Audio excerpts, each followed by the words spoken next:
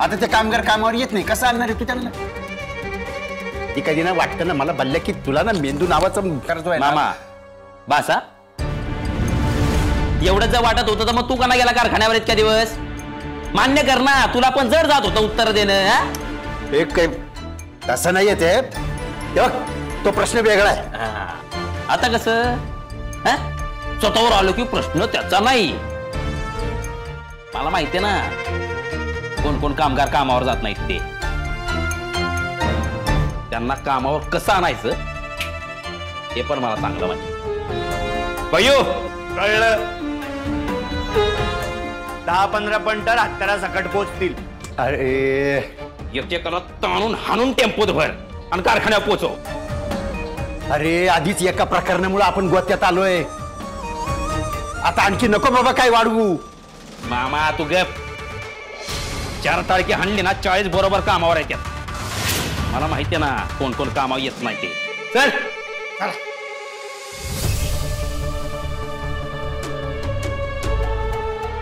विद्या म्हणतो ना ते खरंच बरोबर आहे बरं का. भल्ल्या तुझा मेंदू आहे ना गुडघ्यात आहे. तू आणि तो भैयू हे दोघे ना एकाच माळ्याचे मणी रे.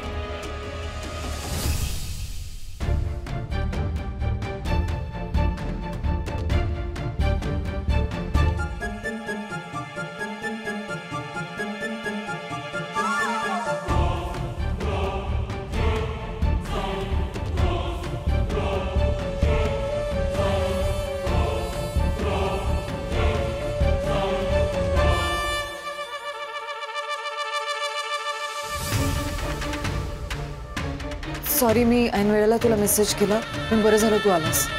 बोल ना, काही अर्जंट आहे का? हो, महत्वाचं होतं म्हणूनच बोलवलं. बोल.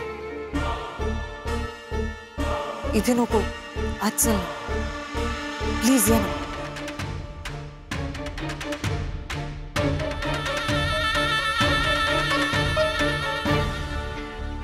अर्जुन इकडे मनाली बरोबर काय करतोय?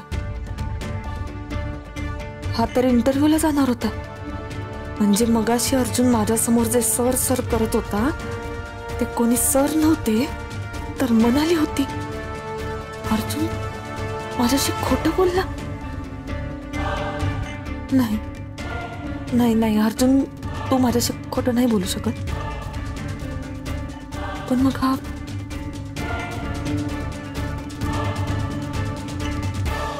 मनाली काय झालंय? नाही म्हणजे तू एवढ्या गडबडीने मला बोलवून घेतलंस. आता तू शांतच उभी आहेस.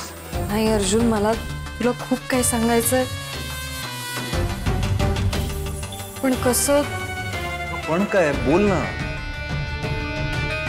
मला सांग, काही प्रॉब्लेम झालाय का? जाऊ दे अर्जुन, आपण नंतर कधीतरी बोलूयात. मनाली बघ, तू टेन्शन नको घेऊस. बघ, प्रॉब्लेम असेल ना तर आपण सोल्युशन काढू. पैशाचा प्रॉब्लेम आहे का? नाही,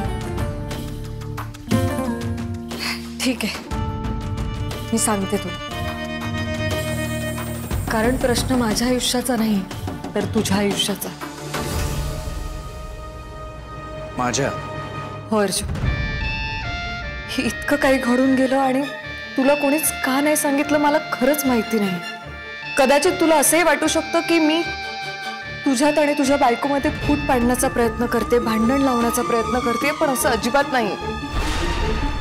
मी जे स्वतःच्या डोळ्याने बघितलंय, ऐकलंय आणि मला जे चुकीचं वाटलंय तेच मला तुला सांगायचं. पण झालंय काय? अर्जुन, काहीही झालं तरी पण कृष्णाई तुझी आई आहे. त्यांच्याशी असं कोणी का? एक मिनिट. कृष्णाई, कोणी काही बोललंय का कृष्णाईला?